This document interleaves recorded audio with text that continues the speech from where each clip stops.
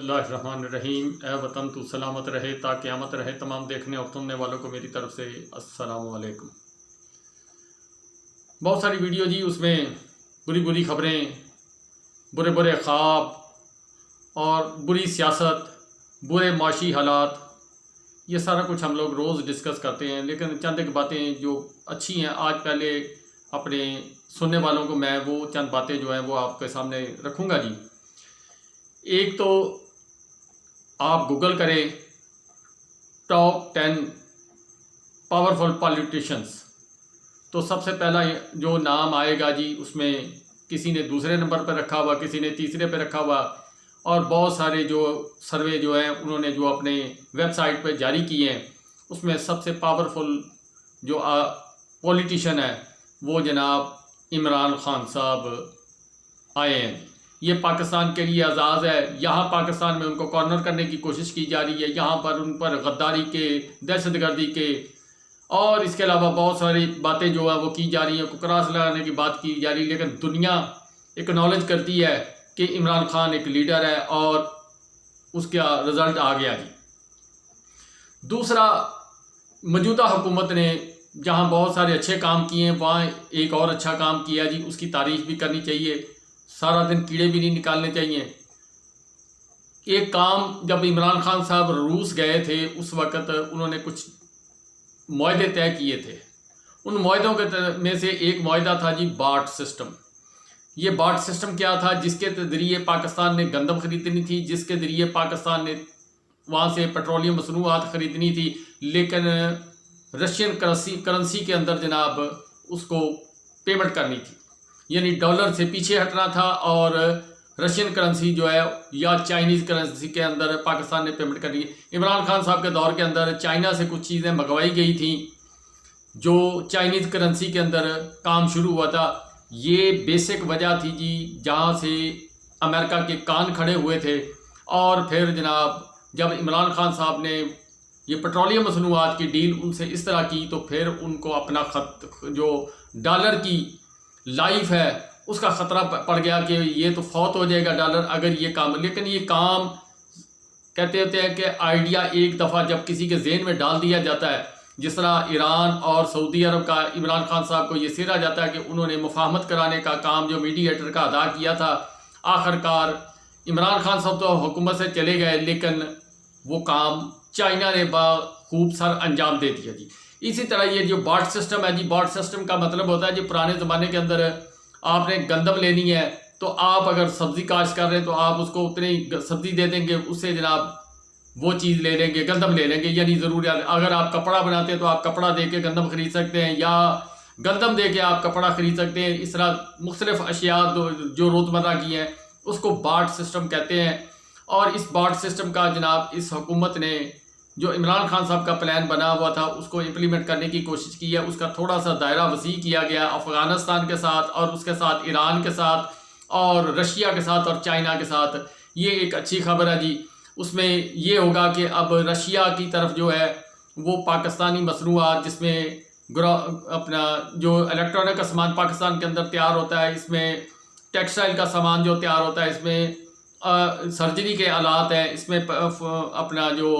یہ فٹ بال، cricket bat, balls اور کھیلوں کا سامان، اور آلات جراحی کے ساتھ ساتھ جناب اور بہت ساری چیزیں جو گجرانوالہ، سیالکوٹ میں بنتی ہیں، فیصل آباد میں بنتی ہیں، کراچی کے اندر بنتی ہیں، ریڈی میڈ گارمنٹس ہوئے، یہ جائیں گے جی رشیا، جائیں گے رشیا سے جناب اس کے بدلے میں چیزیں لی جائیں گی، فروٹ جائے گا اس کے بدلے چیزیں لی جائیں گی۔ اسی طرح ایران کے ساتھ تجارت ہوگی، ایران سے کچھ چیزیں پاکستان سے ایران کی طرف جائیں گی، ایران سے کچھ چیزیں پاکستان کی طرف آئیں گی، اور وہاں سے بھی پاکستان جو ہے پیٹرولیم مصنوعات لے گا جو اس وقت غیر قانونی طریقے سے پاکستان لے رہا ہے، اور موسٹلی اپنی ضروریات جو پاکستان کی ہیں وہ پیٹرولیم مصنوعات کی وہ ایران سے اسمگل شدہ رستے کے ذریعے پوری کر رہا ہے، کیونکہ سب سے سستا تیل جو اس وقت ہے وہ دنیا کے اندر ایرانی تیل ہے۔ اور پھر افغانستان کے ساتھ بھی ایک ٹریڈ کا یہ معاہدہ ہوا ہے جی، اس کے اندر پاکستان سے سبزیاں، گندم اور دیگر چیزیں جو ان کی ضرورت کی وہ بھیجی جائیں گی، اور پھر ان سے جناب یہ خشک میوہ جات اور فروٹ جو وہاں پر پیدا ہوتے ہیں پاکستان کے اندر نہیں پیدا ہوتے، وہ چیزیں، کوئی سبزیاں ایسی ہیں جو وہاں پر پیدا ہوتی ہیں اور یہاں پر نہیں ہوتی، اس طرح یہ دائرہ کار جو ہے تجارت کا تھوڑا سا بڑھایا گیا ہے اور اس کا فائدہ پاکستان کو ہوگا، اور آہستہ آہستہ دوسرے ممالک بھی اسی روش پر آئیں گے، جس کی وجہ سے حقیقی ٹی وی نے ایک پورا پروگرام اس پہ کیا ہے کہ امریکی ڈالر خطرے کے اندر۔ تو آپ وہ حقیقی ٹی وی کے ویب سائٹ پہ جا کر دیکھ سکتے ہیں، انہوں نے پوری ڈیٹیل دیا، میں اس میں ذرا شارٹ کر کے بیان کر رہا ہوں۔ تو ہر چیز، ہر عروج کو زوال ہے، اور بس اب یہ انشاءاللہ اکثر ویڈیو میں بتاتا ہوں کہ 2 3 4 سال کے بعد وہ جس ملک کو ہم نے چھوڑ دیا ہے وہ سپر پاور ہوگا، اور جس سپر پاور کی دم ہم نے پکڑی ہے اس کی ریاستیں جو ہیں وہ بٹ جائیں گی۔ بھوک، افلاس، جن حالات کے اندر اس وقت پاکستان ہے، انہی حالات کے اندر وہ آنے والا دنوں کے اندر آپ اس وقت کی سپر پاور کو دیکھیں گے۔ ہم رہیں نہ رہیں یہ آپ دیکھتے رہیں گے۔ مجھے یاد ہے جی کہ میری پھپھو، اللہ تعالیٰ ان کو جنت نصیب کرے، یا پرانے لوگ تھے، وہ جب روس پاکستان کے خلاف تھا تو ان کے منہ سے ایک آواز نکلتی تھی، روس پھوس، اور آخر کار وہ پھوس پھوس ہو گیا، ٹکڑے ٹکڑے ہو گیا۔ اسی طرح امریکہ جو ہے، اس کے متعلق جو پرانے لوگ ہیں وہ یہ اپنے جذبات کا اظہار اس طرح کرتے تھے کہ ان کی 40 ریاستیں ہیں، وہ 40 کی یا 44 ہے میرا خیال، وہ ریاستیں علیحدہ علیحدہ ہو جائیں گی، اور اس طرف بڑی تیزی سے امریکہ بڑھتا ہوا جا رہا ہے۔ اس کے ساتھ ساتھ جو سیاسی خبریں پاکستان کے اندر وہ یہ ہے جی کہ یاسمین راشد صاحبہ، جن کے اوپر بہت بڑا ایلیگیشن لگایا گیا تھا کہ وہ کور کمانڈر حملہ جو گھر جلایا گیا، جس کی جتنی مذمت کی جائے اتنی کم ہے، جو اور وہاں پر جو بدتمیزی کی گئی ہے اس کے اندر جناب یاسمین راشد صاحبہ کو جناب انوالو کرنے کی کوشش کی گئی تھی، اس ضلع شاہ والے کیس کے اندر انوالو کرنے کی کوشش کی گئی۔ تو وہ معزز سپریم کورٹ کی جج صاحبہ نے جناب آج یاسمین راشد صاحبہ کو مکمل اس میں جو ہے وہ ریلیف دیا، اور ریلیف بھی ایسا دیا کہ ان کے اوپر ان کو باعزت رہا کیا کہ ان میں کوئی ایویڈنس موجود نہیں ہے۔ لیکن یہ سارا کچھ ہونے کے باوجود یاسمین راشد صاحبہ کو رہا نہیں کیا گیا۔ اب صبح یا پرسوں پھر دوبارہ جناب جو ہے معاملات وہ کس طرف کو جاتے ہیں، لیکن جو حالات و واقعات بتائے جا رہے ہیں کہ سب سے زیادہ تکلیف میں یاسمین راشد صاحب ہے، کہ وہ کینسر کی مریض بھی ہیں، ان کو کال کوٹری کے اندر بھی رکھا ہوا ہے، یعنی جس کو ڈیتھ سیل بولتے ہیں، اور اس کے علاوہ ان کی میڈیسن کا بھی خیال نہیں رکھا جا رہا۔ یعنی ایک بزرگ خاتون جو ہے ان کو کس طرح پامال کیا جا رہا ہے۔ جو ذرائع کے مطابق جیل کے لوگ ہیں وہ بتاتے کہ وہ رات کو درد سے کراتی ہیں، چیختی ہیں، چلاتی ہیں، لیکن انہوں نے کہا جی کہ میں پریس کانفرنس نہیں کروں گی۔ اس کے علاوہ جناب پرویز الہی صاحب، ان کو 2 مقدمات جو ان پر، ایک اینٹی کرپشن کا تھا، ایک اور تھا، اس میں ریلیف ملا۔ آج ان کو ریلیف ملا، فوری طور پر ان کو جناب اگلا جو ہے وہ غیر قانونی بھرتیاں جو پنجاب اسمبلی کے اندر کی گئی ہیں اس کے اندر پھر دوبارہ گرفتار کر لیا گیا۔ ان کو مطلب اب یہ پریشر ہے کہ وہ جناب جب تک پریس کانفرنس نہیں کرتے ان کے ساتھ یہی معاملات چلیں گے، لیکن فی الوقت تک پرویز الہی صاحب اور مونس الہی صاحب ڈٹے ہوئے ہیں۔ ان کے جو پرسنل سپوک پرسن ہیں ان کو بھی گرفتار احاطۂ عدالت سے کر لیا گیا۔ پھر جا کے پولیس کو خیال آیا کہ یہ تو معاملہ جو ہے یہ سپریم کورٹ کا ایک آرڈر ہے جو ہمارے گلے پڑ جائے گا، ان کو فوری طور پر چھوڑا گیا۔ یعنی اس طرح ہوا۔ پھر ان کے سیکٹری ہیں ان کو گرفتار کر لیا گیا۔ یہ معاملات ہو رہے ہیں۔ اسی طرح جناب تمام لوگ جو ہیں وہ جو بچیاں ہیں جو ان کا اب جناب ریمانڈ جو ہے وہ اب دیا گیا، ان کے متعلق جو معزز عدلیہ نے حکم جاری کیا وہ یہ ہے کہ ان کو سورج طلوع ہونے کے بعد پولیس کے حوالے کیا جائے گا، اور غروب آفتاب سے پہلے یعنی مغرب کی نماز سے پہلے ان کو لا کر ویمن تھانے کے اندر یا ویمن جیل کے اندر بند کیا جائے گا۔ اب کیا وہ انویسٹیگیشن کریں گے، کیا اس میں ایویڈنس ہوگی، کیا ان کے ساتھ برتاؤ ہوگا، کچھ جو خبریں آ رہی ہیں وہ کچھ اچھی نہیں ہے، لیکن مجبوری ہے، وہ برداشت کر رہی ہیں۔ لیکن ابھی تک پاکستان تحریک انصاف کے مردوں کے مقابلے میں وہ خواتین ڈٹی ہوئی ہیں۔ انہوں نے باہر نکل کر کل جو آئی ہیں اپنی، جب وہ شناخت پریڈ کے بعد وہ واپس باہر آئی ہیں تو اس کے بعد معزز عدلیہ میں ان کو پیش کیا گیا، تو اس کے اوپر انہوں نے کہا جی کہ ہم انشاءاللہ ڈٹی ہوئی ہیں۔ اب یہ دیکھنا ہے جی کتنی دیر تک صنف نازک ہے، عورت ہے، کب تک وہ جبر اور تشدد برداشت کرتی ہیں، لیکن فی الوقت تک وہ جناب با عزم با حوصلہ نظر آ رہی ہیں۔ دعا کریں۔ اسی کے ساتھ ساتھ عمران ریاض خان صاحب جو ہیں ان کے متعلق بھی آپ کم از کم دن میں 1 دفعہ ہاتھ اٹھا کر ان کے لیے دعا کریں، اللہ تعالیٰ کرے کہ وہ جلدی بازیاب کر دیے جائیں، ان کو چھوڑ دیا جائے، ان کے گناہ معاف ہو جائیں اور وہ اپنے بچوں کے پاس، اپنے بھائیوں کے پاس، اپنے بیوی کے پاس، اپنے والدین کے پاس پہنچیں اور اپنا اللہ کا شکر ادا کرے اور پوری قوم اس بات پر اللہ تعالیٰ کا شکر ادا کرے۔ اس کے علاوہ سمیع ابراہیم صاحب، ان کے متعلق جو خبر آئی ہے کہ وہ کمپرومائز تھوڑا سا کیا گیا، پھر ان کو 6 دن کے بعد چھوڑ دیا گیا، یہ ساری چیزیں ہوتی ہوئی نظر آ رہی ہیں جی پاکستان کے اندر۔ اب ہارون رشید صاحب جو ہیں انہوں نے ایک سٹیٹمنٹ دی ہے، میں اس کا تذکرہ کرنا یہاں ضروری سمجھتا ہوں۔ ان سے سوال کیا گیا تھا کہ یہ جو توڑ پھوڑ ہو رہی ہے پاکستان کے تحریک انصاف کی، 100 سے زائد لوگ پاکستان تحریک انصاف کو چھوڑ چکے ہیں اور جہانگیر ترین صاحب جو ہیں انہوں نے 2 نام تجویز کیے ہیں، وہ پاکستان تحریک انصاف سے ملتے جلتے ہیں، پی ٹی آئی سے ملتے جلتے ہیں، پی ٹی آئی حقیقی ہوگی یا جو بھی ہوگا ابھی فائنل نہیں کیا گیا، لیکن ہارون رشید صاحب کا جو تجزیہ ہے وہ میں آپ کے سامنے پیش کر دیتا ہوں، اگر آپ چاہیں تو وہ آپ چیک بھی کر سکتے ہیں۔ انہوں نے کہا تھا کہ اس کا بہترین حل جو ہے اگر عوام کی پلس چیک کی جائے تو وہ عوام میں مقبولیت عمران خان صاحب کی زیادہ ہے۔ عمران خان صاحب کو چاہیے کہ ان کو حوصلہ، آس، امید وہ دلائیں۔ آج بھی عمران خان صاحب نے زمان پارک میں وکلا سے خطاب کیا اور وکلا جو ہے بڑی تعداد کے اندر پاکستان تحریک انصاف کے اندر وہ جو ایک سمجھو گیپ پیدا ہوا ہے اس کو فل کر رہے ہیں۔ بڑے بڑے وکلا جو ہے، بڑے بڑے نام وہ جناب سامنے آ رہے ہیں اور آنے والے وقتوں کے اندر جب مناسب وقت ہوگا اس وقت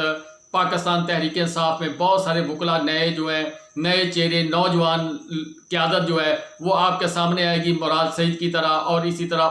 اور بہت سارے لوگوں کی طرح۔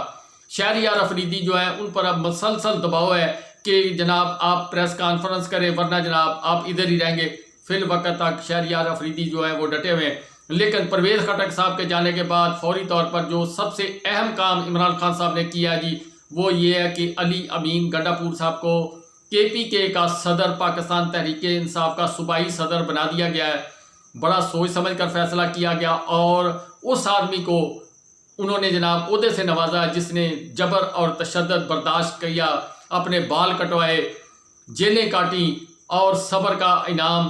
انہوں نے دیا، اور اس پر علی امین گنڈا پور صاحب نے عمران خان صاحب کا شکریہ ادا کیا اور انہوں نے کہا جی کہ میں پوری طرح توقع رکھیں کہ میں آپ کی امیدوں پر پورا اترنے کی کوشش کروں گا۔ یہ وہ شخص ہے جی جس نے مولانا فضل الرحمان صاحب کے گھر سے ان کی سیاست ایک قسم کی ختم کی۔ تو کشمیر کے اندر جو الیکشن جیتا تھا پاکستان تحریک انصاف نے، اس کا سہرا بھی علی امین گنڈا پور پر تھا، اور اس کو گرفتار کرنے کی وجہ بھی یہ تھی کہ اس وقت رجیم چینج کشمیر کے اندر ہو رہی تھی، جس کی وجہ سے اس کو گرفتار کیا گیا۔ جب تک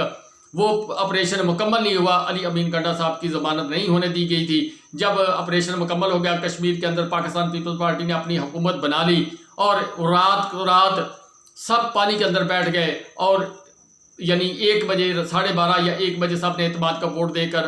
جناب وہاں کے وزیر اعظم جو ہے ان کو سلیکٹ کر لیا۔ اس کے بعد پھر کچھ دن مزید رکھا گیا اور اس کے بعد علی امین گنڈا پور صاحب کی جو ضمانت ہو گئی اور وہ باہر آ گئے۔ اور اس کے علاوہ بات یہ ہے جی کہ سوچنے والی بات یہ ہے کہ آج میرے وزیر خزانہ صاحب جو ہے انہوں نے ایک سٹیٹمنٹ دی ہے اور میں حیران ہو گیا ہوں جی۔ انہوں نے کہا جی کہ گھبرانے کی ضرورت نہیں ہے، پاکستان کے پاس $1 ٹریلین جو ہے وہ سرمایہ پڑا ہوا ہے۔ اب وہ ہمیں تو نظر نہیں آ رہا جی، $4.5 ارب تو بینک کے اندر پڑا ہوا ہے جو اسٹیٹ بینک ہے، باقی ادھر ادھر سے ملا کر تقریباً 9 یا 10 ارب پاکستان کے پاس پرائیویٹ بینکوں کے ڈال کر آپ کے پاس ہے۔ باقی آپ کی ہر چیز، ریلوے اسٹیشن، ایئرپورٹ اور اس کے علاوہ بے شمار موٹر وے اور جو چیز پاکستان کی ہاتھ لگاؤ وہ گروی پڑی ہوئی، تو پاکستان کے پاس سرمایہ۔ روزویلٹ ہوٹل جو امریکہ میں ہے وہ بھی آپ کا گروی پڑا ہوا ہے۔ پاکستان کے اندر ریلوے کا نظام سارا وہ گروی پڑا ہوا ہے، سڑکیں، پل، بے شمار قیمتی بلڈنگیں جو ہیں پاکستان کی وہ جناب گروی رکھ کے جو لون لیا ہوا ہے۔ اب جناب $1 ٹریلین جو ہے پاکستان کے پاس سرمایہ جو ہے، اب $1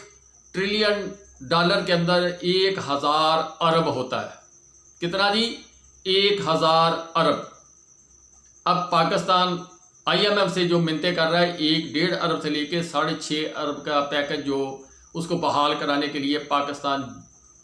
جناب جو کچھ ترلے منتیں ان کی کر رہا ہے وہ آپ کے سامنے ہے۔ باہر حال کے جناب یہ پوزیشن ہے جی کہ ہم سمجھنے کی بجائے ہم الٹے خواب قوموں کو دکھا رہے ہیں۔ نا امیدی تو گناہ ہے، لیکن ہاتھ میں بھی کچھ ہونا چاہیے، جو نظر بھی آتا ہو بات اتنی کرنی چاہیے جو سچ ہو، اور سچ کے علاوہ کوئی چیز جو ہے وہ کامیاب نہیں ہوتی۔ یاسمین راشد صاحبہ کی مثال آپ کے سامنے ہے کہ سچ تھا کہ وہ انوار نہیں ہے، تو وہ جناب اللہ تعالیٰ نے ان کو بری کیا، لیکن ابھی تک وہ جبر اور تشدد میں مزید دوبارہ جیل کے اندر ڈال دی گئی ہیں۔ اس کے علاوہ جناب میں آج ایک قصہ سن رہا تھا جی کہ عراق، جو ملک عراق ہے، اس میں صدام حسین کے اوپر کس طرح قیامت ٹوٹی۔ میں چھوٹی سی بات آپ سے کر کے پھر اجازت چاہتا ہوں جی کہ 12 سال بعد اس کی قبر کشائی کی گئی تو وہ ویسے ہی تھا جیسے پہلے دن اس کو دفن کیا گیا تھا۔ اس سے آپ اندازہ لگا لیں کہ وہ ایک شہید تھا یا اللہ کا پیارا تھا، وہ اللہ جانتا ہے جی۔ لیکن 12 سال بعد ایک مردہ آدمی کی لاش نکالی جائے، اب اس کو مردہ تو میں نہیں کہہ سکتا، شہید ہے وہ، اس کو ناجائز طور پر جو ہے وہ پھانسی دی گئی یا جو بھی کھیل کھیلا گیا، لیکن جو اس کی میں نے ہسٹری نوٹ کی ہے جی، وہ میں اب ایک علیحدہ ویڈیو کروں گا اس کے اوپر۔ وہ یہ ہے کہ جس طرح پاکستان کو اکنامیکلی، معاشی طور پر، سیاسی طور پر، اخلاقی طور پر تباہ کیا گیا، اسی طرح عراق کو پہلے تباہ کیا گیا، پھر اس پر ماسک ویپن جو ہے یعنی خطرناک ہتھیار رکھنے کا الزام لگایا گیا، پھر امریکہ نے اس کے اوپر جناب تمام عرب ممالک کو جناب یہ ڈرایا کہ یہ آپ کو کھا جائے گا، جب اس نے کویت پر حملہ کیا، اور کویت پر حملہ کرنے کا بہانہ تھا، اس کو بہت سارے جو اس کے دوست ممالک تھے انہوں نے سمجھایا کہ تم صدام حسین یہ غلطی نہ کرو، لیکن اس نے کر لی۔ اور پھر اس کے بعد جناب اس نے اسرائیل کے اوپر 40 میزائل داغے تھے وقفے سے، تاکہ جہاں اس نے اٹیک کیا تھا جو ریسکیو کرنے آتے تھے ایک میزائل اور چھوڑ دیا جاتا تھا، وہ ریسکیو کرنے والے مزید وہ جناب جہنم واصل ہو جاتے تھے۔ یہ کام اس نے کیا۔ پھر اس کے بعد امریکہ اور اسرائیل نے مل کر جناب پلان کیا، پھر اس کو سبق سکھایا گیا، پھر اس کے لیے دنیا کی زمین تنگ کی گئی، پھر اس کو آخرکار پھانسی دی گئی، اور پھانسی بھی اس نے ایسے لی کہ اس نے کسی کو ہاتھ نہیں لگانے دیا، خود ہی گلے میں پھندا ڈالا اور تختہ دار پر لٹک گیا۔ بات یہ ہے کہ حق اور سچ کہنے والا آدمی آج تاریخ کتنے سال بعد، اس کی وفات کے کتنے سال بعد آج تاریخ اس کی گواہی دے رہی ہے کہ وہ ایک سچا مسلمان تھا۔ گو انسان کو پرفیکٹ کوئی نہیں ہوتا، لیکن غلطیاں ہو جاتی ہیں، لیکن دل کا صاف تھا، اور اللہ تعالیٰ نے اس کو اپنی حفاظت میں رکھا ہوا تھا۔ اب اس کے متعلق خبر ہے کہ اس کی بیٹی اس کی جو ڈیڈ باڈی ہے اس کو لے گئی ہے، یا بیٹا لے گیا، یا جو بھی ہے، لیکن کنفرم نہیں ہے کہاں پہ ہیں کہاں نہیں ہے، میں اس کے متعلق کوئی زیادہ بات نہیں کر سکتا۔ اسی طرح یہ جو پاکستان کے اندر سارا نظام ہے نا، اگر آپ اس کو انالیسس کریں تو پاکستان ایک ایٹمی طاقت جو سب کی آنکھوں میں کھٹکتی ہے۔ اسرائیل جب کہہ رہا تھا پاکستان کو تسلیم کرو، تو اس وقت جو وزیر اعظم تھا اس نے نہ کی تھی۔ جب ان کا پینٹاگون کا جو چیف آیا تھا، سیکرٹری خارجہ جو ان کا تھا، وہ آیا، اس وقت کے وزیر اعظم نے اس سے ملنے سے انکار کیا۔ اسی طرح ایبسلیوٹلی ناٹ کا، یہ ساری چیزیں اس نے کی، تو پھر اس کو سزا تو ملنی ہے۔ اب جہاں ایک طرف وہ راگ الاپ رہے ہیں کہ الیکشن کراؤ، ہیومن رائٹس کی تنظیمیں فلاں پریشر بڑھتا جا رہا ہے جی، لیکن بیسیکلی وہ میری وہی بات ہے جی، جس طرح ایک سابقہ حکومت تھی، جب ڈرون حملے پاکستان پر ہو رہے تھے، اسمبلی کے اندر کھڑے ہو کر مذمت کی جاتی تھی، اور ان کو فون پر کہا جاتا تھا کہ مزید حملے کر لیں۔ تو یہ ہے جی نقشہ۔ اگر عراق کا سارا وہ انالیسس کیے، جنگی جو سارا پلان بنا ہوا تھا، اس کو اگر انالیسس کیا جائے، جس طریقے سے اس کو ٹریپ کیا گیا، جس طریقے سے عراق کو تباہ کیا گیا، اور جو سانیہ 1971 ہوا تھا، اس وقت جو نظارہ پیش ہو رہا تھا، اگر اس کو کم و بیش سب کو اگر ملایا جائے تو یہ 2 in 1 جو اس وقت پاکستان کے اندر فارمولہ استعمال کیا جا رہا ہے۔ اب اس پر جو فیصلہ ساز لوگ ہیں ان کو سمجھنا چاہیے ان حکومت کے لوگوں کو سمجھنا چاہیے کہ اگر پاکستان ہے تو ہم حکمران ہیں، اگر پاکستان ہے تو پاکستان کی سب رونقیں ہیں، اس میں سب طاقتور ہیں۔ اب کوئی بندہ پاکستان کا وجود اللہ نہ کرے خطرے میں ہو تو کون جانتا جی کون کس کی کیا اوقات ہوگی، پھر تو جھاڑو دینے والی بات ہوگی۔ پھر یہ جو تمتماٹ، یہ جو پروٹوکول، یہ سب کچھ یہ ختم ہو جائے گا۔ یہاں سے آپ ان کو دیکھتے ہیں، بعض لوگوں کو لندن اور دبئی جاتے ہیں پھر عام شہری کی طرح وہ دھکے کھاتے ہوئے نظر آتے ہیں، یہاں آتے ہیں تو جناب ان کے پروٹوکول، نخرے، یہ سب کچھ ہو جاتا ہے۔ یہ صرف پاکستان اور پاکستان کی قوم کے اعزاز، پاکستان کی قوم کا سرمایہ جو آپ پر خرچ کرتی ہے اس کی وجہ سے آپ کو عزت ملتی ہے۔ اس لیے پاکستان کا دفاع، پاکستان کی فوج، پاکستان کے ادارے یہ طاقتور جب تک نہیں ہوں گے، رول آف لا نہیں ہوگا، غریب کو حق نہیں ملے گا، طاقتور جو ہے اگر وہ جرم کرے وہ قانون کے نیچے نہیں آئے گا، تو اس وقت تک پاکستان کے اندر مایوسی کے اندھیرے چھائے رہیں گے۔ اس کے اوپر مزید پھر بات کریں گے، بات لمبی ہو گئی ہے۔ اللہ تعالیٰ سے خیر مانگتے ہوئے اجازت چاہتا ہوں جی آپ سے۔